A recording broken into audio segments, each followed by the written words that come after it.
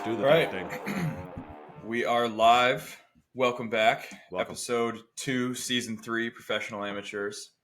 Today's episode, we are going to do our off-season preview for this year's pitching program. So for anybody who doesn't know, I can't imagine anybody's listening who doesn't know this. Alex and I work together coaching pitchers at Max Strength here in Minnesota. And every offseason is our busiest time of year coaching pitchers. And we have a really extensive development program that we run for mostly high school kids. We'll have a couple of pros bouncing in and out, some college kids when they're back on break, but the majority is high school pitchers. So this episode is going to be the pitchers program preview. We're going to kind of give the 10,000 foot view, go over what our plans are, what we're going to change from last year, what our goals are, what our perspectives are and how those have changed over the last year, and give people an idea of what that kind of thing looks like. And then we're going to probably do a few episodes during the winter, kind of doing pitchers program updates, check-ins. Yeah.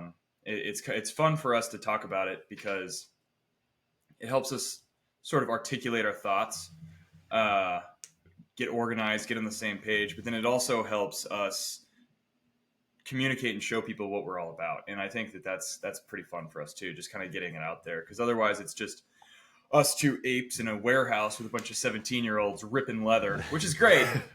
It's Screaming great. and yelling all the time. Yeah, it's great. But it's nice to get it out there and show. So this will be kind of a general overview. Mm-hmm.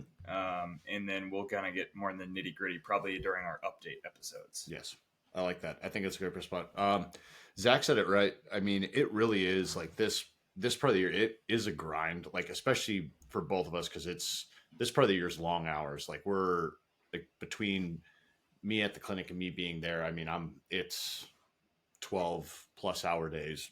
Zach's in the same boat, but it is a blast. Like, it is so much fun. It is like watching these guys just become good all of a sudden, like just figuring it out it's so rewarding. Plus it's like a passion project. It's like, yeah, there are long days, and yeah, there are some times where it's terrible and the guys are bad and it's a labor, but it is a labor of love. 100%. There's not a part of it that I would change. But speaking of that, I think what we're changing, that was a really nice segue that I didn't even plan, but what we're changing this year, one of the biggest things that I think we've tried to stress to guys is they need to get dialed in with their body. So when they come into sessions, they need to know how much gas they have in the tank, what they've done the last few days, where they're at, so that we know how much stress we can apply, so that we aren't going all the way backwards. We're just slowly moving the needle forward. That's kind of what the idea is, right? Move the needle, let it fall back, move the needle, let it fall back, move the needle, let it fall back. I think one of the biggest things that we're adding this year that I think is going to help us a lot, and it's going to help the guys more be able to like quantify how they feel each day. We're going to be using a couple of metrics to test preparedness, like just very quick tests. A lot of dudes do this in the bigs. It's not it's similar to when you look at your whoop strap and you get like a score for that day, but it's an instant score. It's a score at that moment in time, right before you train, not the score total, which I would argue that the way we're doing it might even be more accurate than if you wake up and your HRV is really high or your readiness score is really high, because that's like the quantitative data from the day before for when you wake up right away in the morning. You don't get to carry that energy throughout the day. So what we're doing is we're going to be using grip strength, vertical jump, max effort ER. We're going to be doing that before most sessions, correct? Like an impulse ER. Yeah, we're gonna try. We're gonna see if we can make it set up. Yeah, make the setup practical for us. Yeah, we'll be doing those three things for sure before every session, really, especially before higher intent sessions or before higher volume sessions. We'll be doing that. That's going to help our guys a ton with like understanding where they're at. So that's even a tool they can take to college or whatever they're doing, because a little grip strength deal's like $18. You can just put a piece of tape on the wall, test your vertical, for that day. You don't even need to measure it. You can just be like, all right, that's about this. I feel pretty good. But these are tools. We're trying to build the toolbox for these guys to understand. And like when they go off into the future, they have them. But it will also Yeah. help us with our day to day programming. Like it's all written in pencil, right? So like if everybody shows up and they're crap, we aren't pushing it that day. We'll just bring it Yeah. back a little bit. So I'm excited for that. I think that's a big Yeah. change that'll help.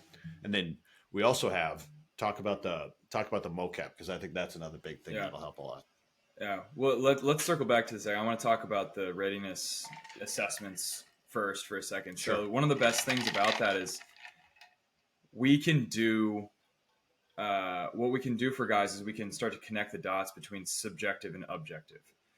So up until now, what we really operated on, we always did this, but it was always based on subjective Mm-hmm.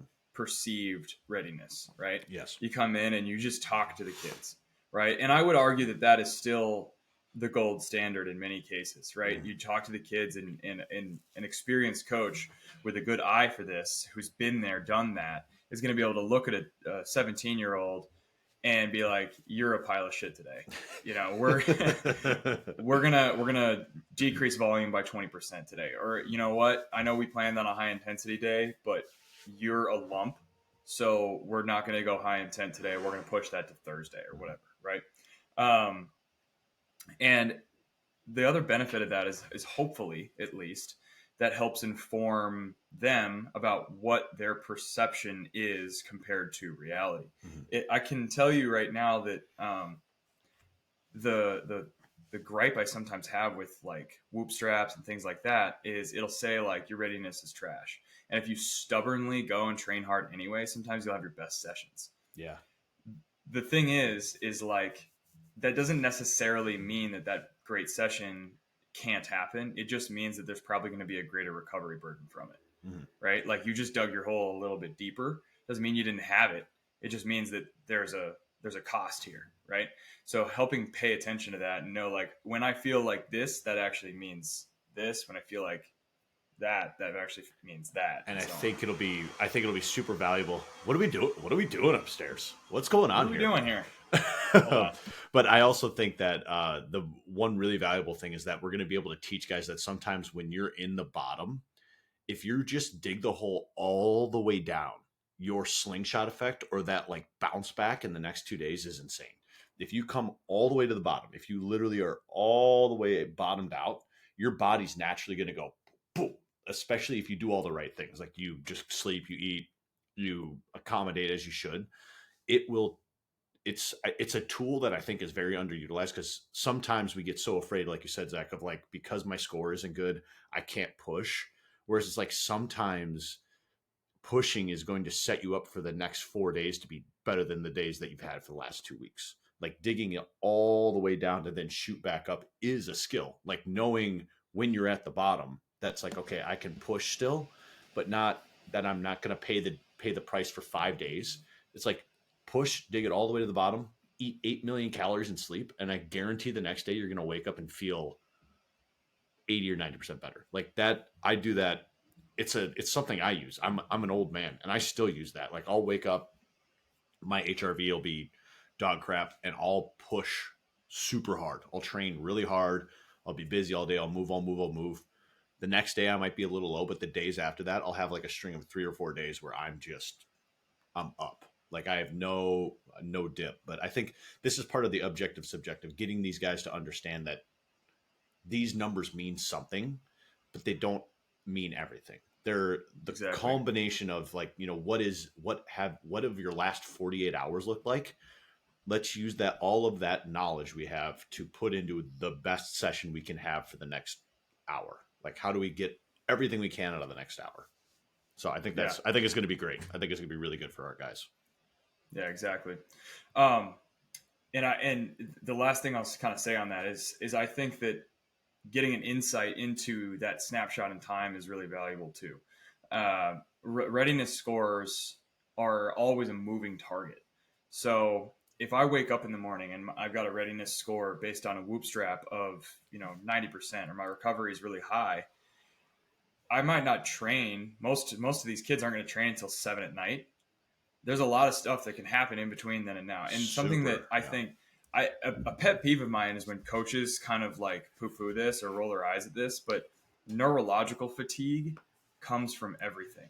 So a lot of coaches will be like, "You've been sitting on your ass all day. Like, what are you tired from?" It's like, well, he had a Spanish test and he's bad at Spanish, so that like He took 5 tests today. Like, what do you got that any juice left in the tank? No. Yeah. your brain is your nervous system, Yeah. and so the emotional stress, the mental stress, the strain of challenging that all day, it counts, right? And the nice thing about that is that we can manipulate that, and like you were just saying, you can empty the tank, you can rev the engine and go ahead and empty the tank anyways. Slingshot And engage.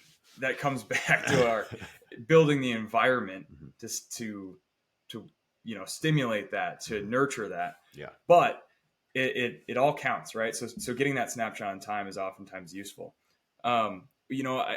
We were debating something in the facility the other day because we were doing the grip strength during strength training. We've got those testers, so it's a popular toy right now in Am I still the weight room. Am I still the winner? Am I still ahead? Yeah, I almost got you, but I can't get over 170. I got 168, Ooh. but I can't get over 170. I'm gonna try it full juice. I'm gonna come in one of these days when I'm rested and when I haven't worked on 40 people before I come in. Yeah. I want to try it. Yeah. That thing's fun. That's so much fun. It's fun. I was doing it the other day. I was doing it too much, and my knuckles literally got swollen because the way that it sits on your hand, it's like right on my knuckle. I mean, I could probably adjust it. Your but dainty like office hands. Your dainty office hands got a little sore. Yeah. I was like, I couldn't close my fist. Anyway, we were debating because like if you do it 5, 6, 7 times in a row, chances are you're going to climb because you kind of warm up. But I was saying like the best way to use it as like a readiness test is just to do it off the street cold. Yeah, 100%. And someone was like, well, I'm not going to train cold. So wouldn't it make more sense to warm up and then do it and then see where I'm at like for my training session? Because that's where the state I'm in when I'm training. And this is a high school kid, by the way. And I was like, wait, that's actually the way that you said that is a fair point. That he's like, I'm not, it's a completely different Who said state. that? Like you want me to, you're not going to like this. It was Raul. No, I expected it to be Raul. Yeah. Yeah, he's the only guy that would connect those dots. But he made a good point. Yeah. And I was like, okay, well, that sort of like, the idea is that the idea of the sort of quote unquote readiness testing is like, that's what you are like off the street and that's going to show. And when you go through a full warm up, you can sort of fake it, but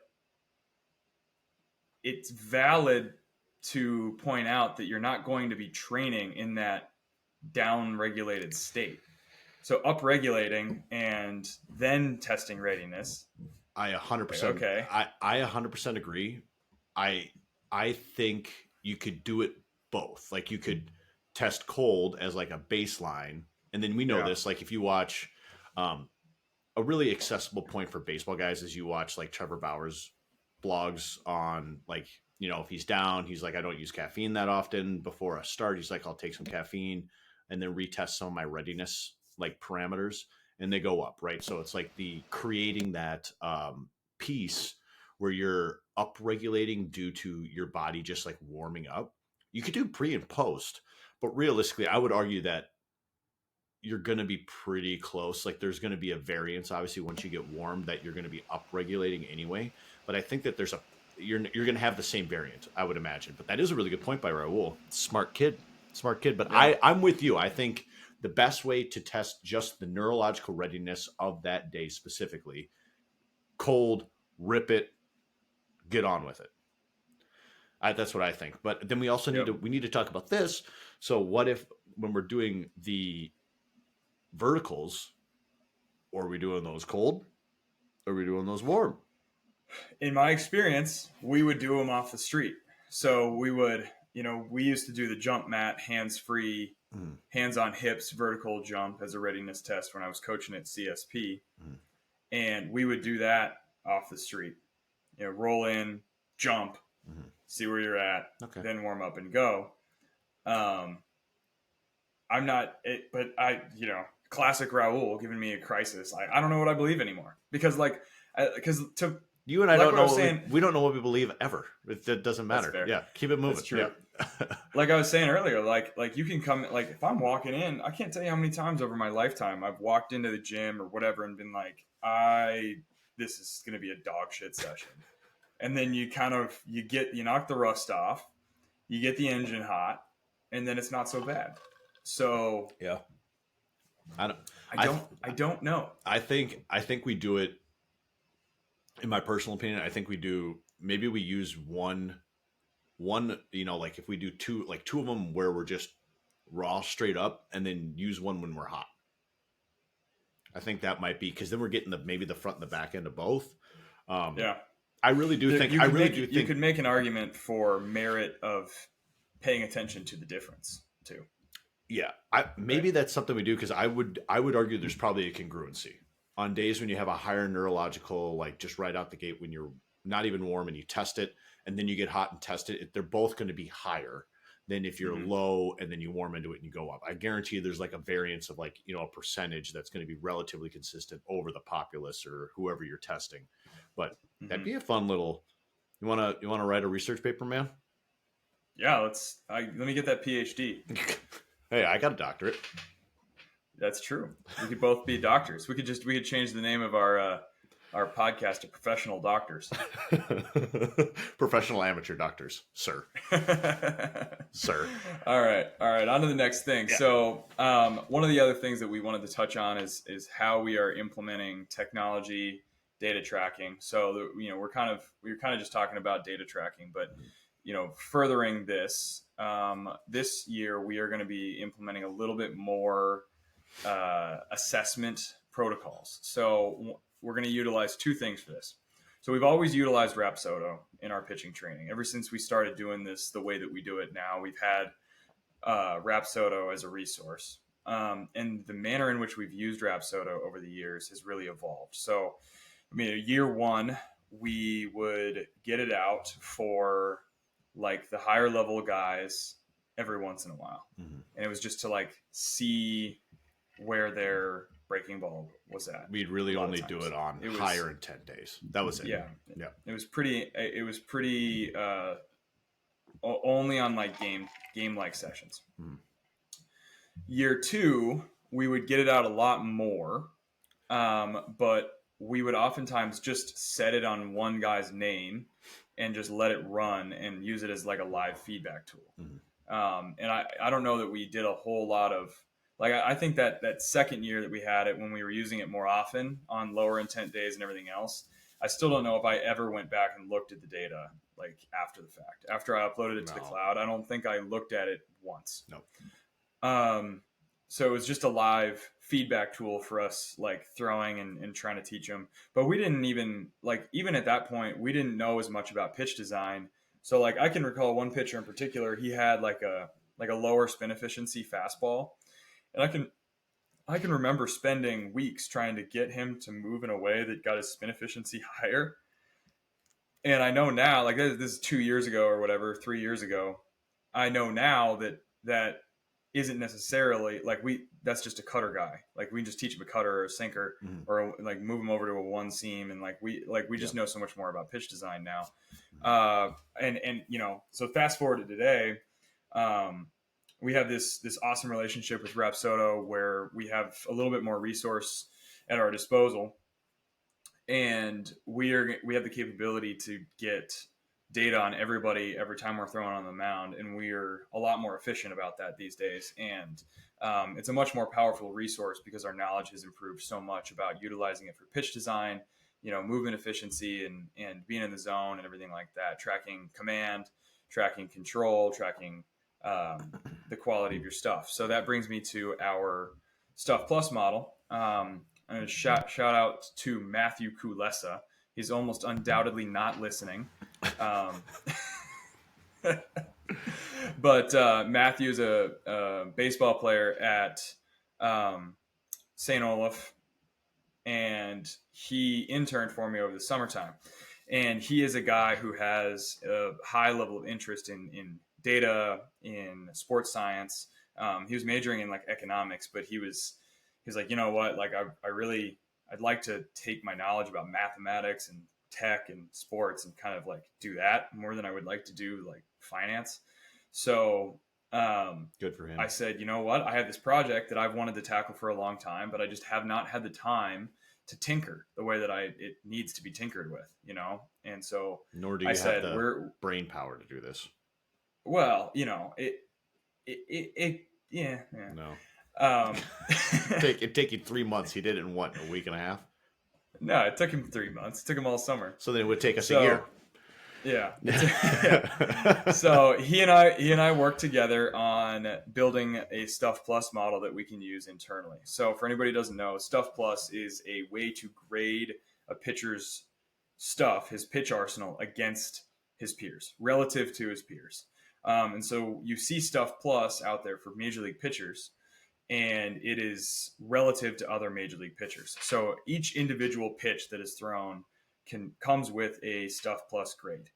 So if I throw a fastball that is one standard deviation better than other people's fastballs, that's going to have a Stuff Plus grade of like 150, right? And so on and so on. So it's based on 100 being dead middle average of the bell curve for that level, and so on. And so we were like, you know, I want to have a better way to grade our high school pitchers' stuff.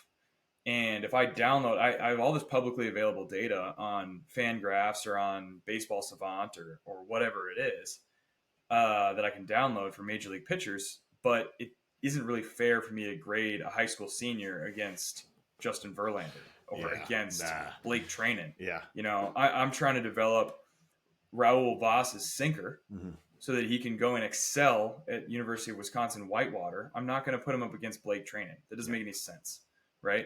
It's like, well, yeah, I mean, you're going to grade low. So one's a full-grown man and one's a child still. Like, exactly, it's a completely different ballgame. Yeah. And so I said, you know, we've got all this data.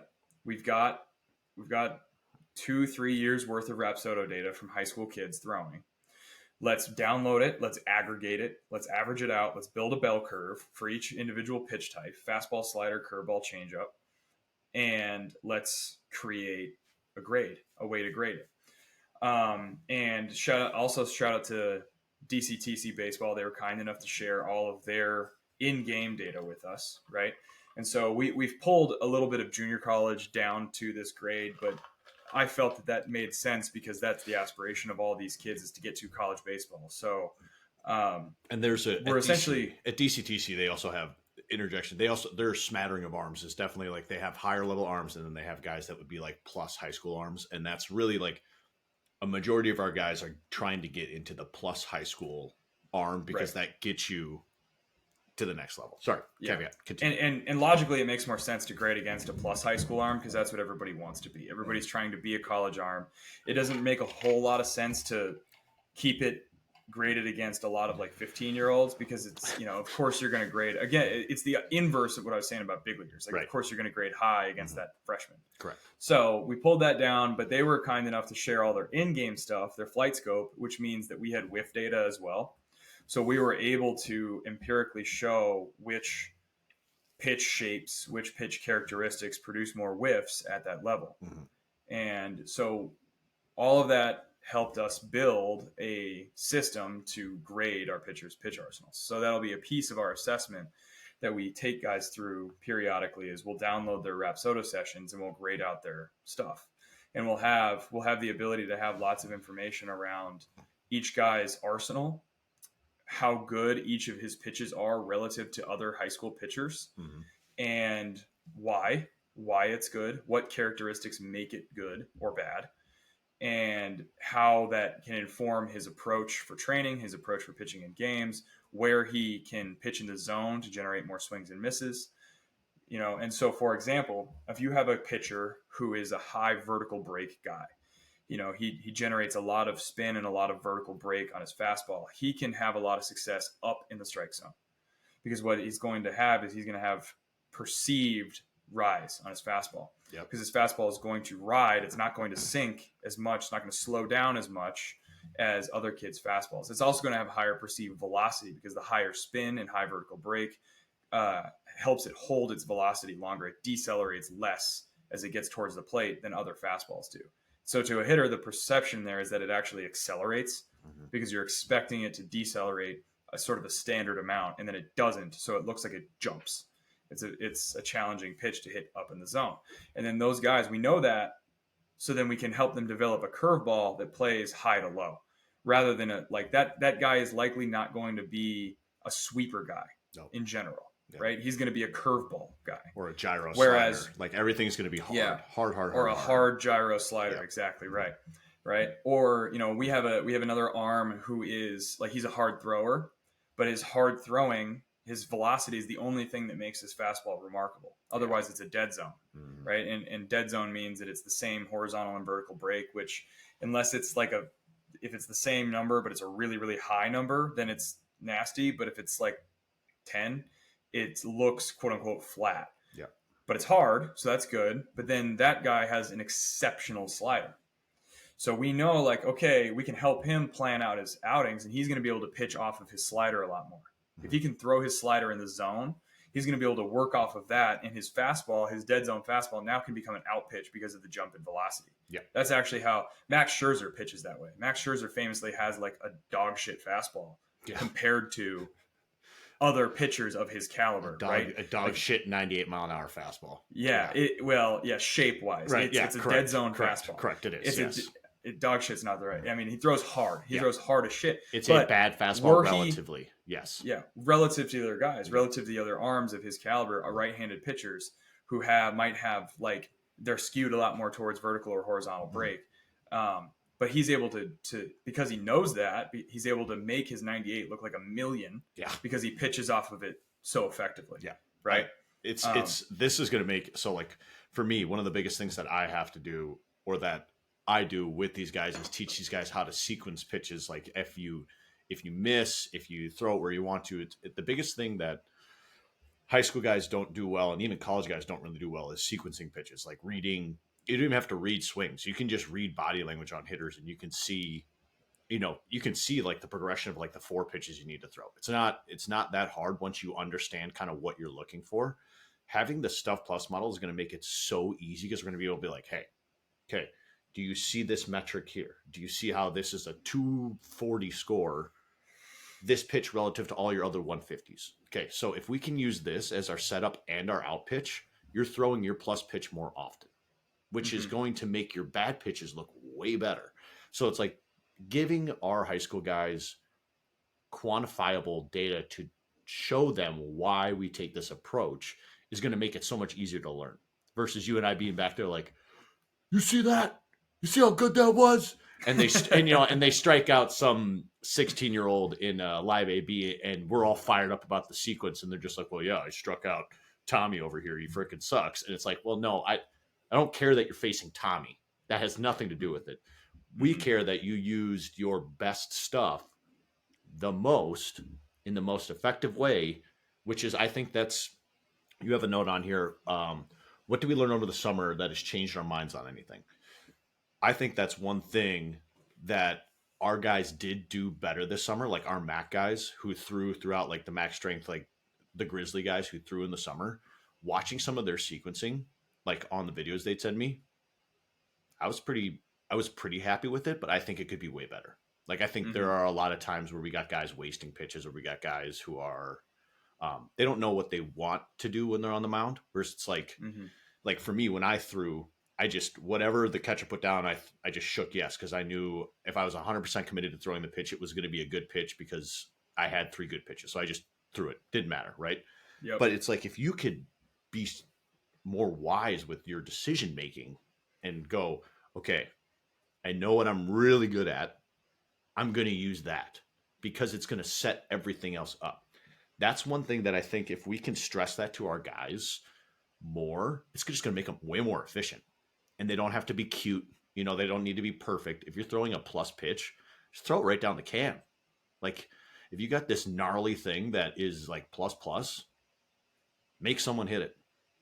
What's the worst thing you can do? You throw 98% fastball because your fastball's a 300 plus score, and you get everybody out. Yeah. Oh, Throw it with, that's a terrible result. Like, oh no. yeah. Yeah, Throw it with conviction, exactly. and I would say like I wouldn't, I don't know if I'd say I learned this because I feel like I already believed this, but my belief in this has really strengthened through this summer Mhm. is no matter whether your stuff is elite or average, if you throw it in the zone with conviction, you're going to get a lot of people out. Oh yeah. It's about committing to your stuff, Mhm. you know. And we had like I had one left-handed pitcher in particular that was playing on one of our Grizzlies teams this summer that I worked with a lot, and his issue was not a talent issue. Like he wasn't. Yeah, I mean this kid doesn't throw 88, but he was pitching out of fear Yeah. all the time. He was so worried that they were going to beat him. And I said, dude, like, you're going to be shocked if you just have conviction in your stuff and your Mhm. ability to get these guys out and you just throw your stuff hard in the zone, like throw it as hard as you can right down the middle. You're going to be amazed at how well that works out for you. And he had some really, really amazing outings where he really like, he got brave and did it. And it's so funny. Like, I don't even remember. I wish I could credit the first person I saw phrase it this way. I think it was on Twitter, but um, I'll remember this like forever because it's such a good way to say it. Like, pitchers and hitters are two parties of people that give the other party too much credit. Every pitcher thinks like Yeah. if I throw a fastball down the middle, they're going to take me a yard. Like, no, you're facing other college kids, other high school kids. They mostly stink. Yeah. You know, and it's the same with hitters. Like Pitt, they're in there like, oh, he could throw. He's gonna throw the nasty slider. Yeah. Hey, I gotta, you know, like no, they mostly stink. You know, like so. You know, each party is like overthinking how much strategy the other party actually has. Right. It's like a Yeah. whole thing. I totally agree. So I think, like I say this to our guys all the time. Like, you guys have all hit. Hitting is hard. Hitting is yeah, really hard. Like, it's not easy. Hitting is difficult, especially if, like, think if you're facing you. Tough day. yeah, It's a tough yeah. day. I think It's a I tough thought day. about that all the time when I was in college. I'd be like, I wouldn't want to face me. That sounds terrible. Like, Yeah, I, you got to deal with three good pitches all the time that I'm just going to throw no matter what. I don't really care what you're doing. Like, who does that? You know, like that. yeah, right. But that mentality does. I think if we can getting that into our guys more, as far as like just from this summer, doing that, I think our guys did a much better job controlling the running game. What was it? We threw out like 60% of runners or 70% of runners this summer, some outlandish number. I don't recall the number, but it was immensely better. Mm-hmm. We the one winter we didn't really touch on that at all, Mm-hmm. and then our pitchers did a pretty poor job over the We were season. just trying to throw strikes, man. We had a lot going on that year. We weren't doing a very good job holding runners and Yeah. stuff, but you know we improved on that a lot last year. Yeah. Um, But I think like that yeah, was a so huge improvement. Our guys did a much better job of just trusting their stuff this summer. I think if we can continue just to push that narrative of like, hey, you're good, be good, just be good. Like, that's all you got to do. Just be yourself, because that's going to just perpetuate that more and more for our guys. So I think that's a good thing. Um, I think the last thing we got to touch on is our use of this new technology. yeah, so Yeah. we talked a little bit about this in the last episode, but our new resource is called Sports Vision.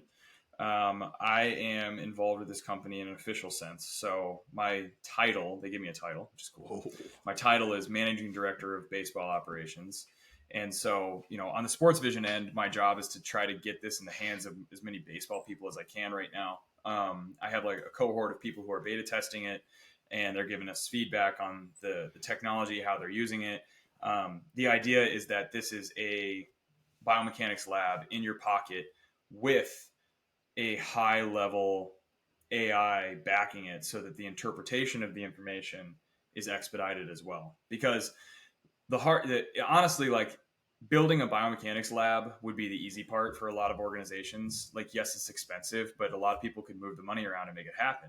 But then what do we do with that information? Like, that's the hard part. Like, how do I interpret that into something meaningful? And so that's the ultimate goal for us, is to interpret and integrate this information in meaningful ways.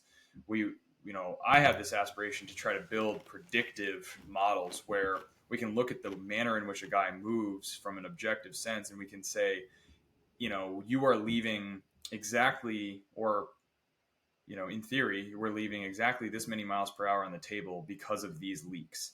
And if we plug these leaks, we're going to get this many miles per hour out of it. Or even looking at it the way a guy moves and trying to make recommendations around the type of pitcher that he should try to be. Mhm. Hey, the way that you move lends itself to being a high tilt fastball guy. You should throw a gyro slider based on this release angle. You should throw a sweeper based on this arm slot. Based on your peak external rotation, you're going to create a lot of hand speed, which is going to lend itself to being a good breaking ball guy, Mhm. right? Or you're a changeup guy because of this. So that's aspirational. That's down the road. Now, how we're going to utilize this with our guys this winter is everybody's going to kind of get a baseline, and we're going to be able to see who is moving well from a kinematic sequencing standpoint and who's moving well from an individual performance metric standpoint. So, individual variables, stride length, peak external rotation, hip shoulder separation, lead leg extension velocity, uh, hand speed, max internal rotation velocity at the shoulder, extension at release. These are some of the individual variables. And then the kinematic sequencing would be the order in which these things occur. The cascade of foot plant, rotation, external rotation, release. If that thing is, if all of that is happening in the right sequence, if all of that is happening efficiently together, we can measure that, we can score that. And so we can see, funny enough, we can see guys who sequence really well, but they don't have high scores of their individual variables. We can also see guys who have high scores of individual variables, but they don't actually sequence very well. And so, for example, we have a guy right now who's in college who's been sending me video, and I've been feeding it to the machine. And he is one of those guys. Like he's probably got 10% that he could gain from a sequencing standpoint, Mhm. but he's so strong, he's so mobile that all of his individuals are all of his variables are real loud, right? His extreme external rotation, high velocity lead leg block, but the sequencing is always like the next thing. Whereas we've got a guy, high school kid, right-handed pitcher whose sequence is actually quite well, but he's not very mobile. And so his stride length isn't long enough, his external rotation isn't enough, his extension isn't as good, stuff like that. And so that we can measure those things, and then we can measure the improvements over time too. So we can have, baseline assessment early off season, we can have middle off season assessments, late off season assessments, and we can see how much we've improved, right? And the more data that we gather, the better this is the cool thing about machine learning, AI, and things like that. The more that it gets used, the better it gets, because it'll be learning as it goes, and so it can observe and learn just the way that we do over time. We observe and we notice patterns, and we learn. But a computer is going to be able to notice patterns even better than we can because it has a much longer memory, Mhm. right? And so that's going to be something that aggregates with that. And I'm working really hard to figure out a really good way to kind of combine this with our Rapsodo technology and our Stuff Plus and make it a really aggregated pitcher's assessment and scoring and recommending and things like that. That's all that has a lot of complexity, but that's going on in the background. And everybody that we train gets to be sort of our guinea pig for this Welcome, whole endeavor. welcome to the fray. We're all guinea pigs, baby. Yeah. We're all guinea So pigs. it's really exciting. It's really fun, and it's really really interesting to be a part of. I said this to the guys that are my partners with Sports Vision. I said, I think that sports science technology is the tide that is lifting a lot of these ships. There's that phrase about a rising tide lifts all ships, and I think most of us are just one of the ships. But I get to kind of be a small piece of this tide that is lifting everybody's and raising the bar for sports performance on aggregate across the board, right? Because as technology improves, it democratizes, right? 5 years ago, even 3 years ago, if you wanted to get a biomechanics assessment, you had to go to a lab. You had to go somewhere that had a lab. And in most cases, you had to strip down to your underwear and put the markers all over your body, the little reflective balls. Now, that is still the gold standard. It's considered the gold standard, but our tech markerless with a cell phone camera tests at like 96% accurate against the labs. Yeah. Well, it's which is good enough for the girls I go with, you know. good enough for government the work. snout, Yeah, good enough for the government work. snout that looked like a scene from Jurassic Park where the T-Rex comes into the window. Monty's snout coming in the side view of your looks like someone is webcam. sliding me a bread box over here. But yeah, no, I think it's one of those things. Also, I'd like to put in a formal request to be assistant to whatever your role is. I'd like that. So tell your friends. You can be my intern. Yep, that's great. Yeah, great. But I think it's so the best part about, and we talked about this last week, but the best part is everyone has a cell phone now. All the cell phone cameras are so good. It would be stupid to not use something that everybody has access to. Exactly. It'd be dumb. So I'm super fired up, man. This offseason is going to be great. Our guys are going to have a blast. I think we got a really good group of dudes, like from returning guys to some new guys that we've added, from the guys that I just know, not even the whoever is or isn't going to be there. I'm stoked. It's going to be a lot of fun.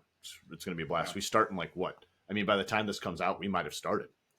I hope it comes out before that. But this will come out next week. Yeah. So we'll start when people are listening to this. We'll have about 2 weeks until we really hit the ground going.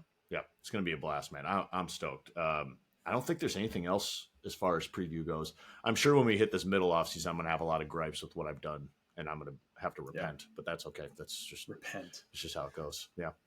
All right. Anything else, Atri? Nope. I think that's the pod. Let's wrap it up there. Sweet. All right. Until next time, guys. Goodbye. Bye.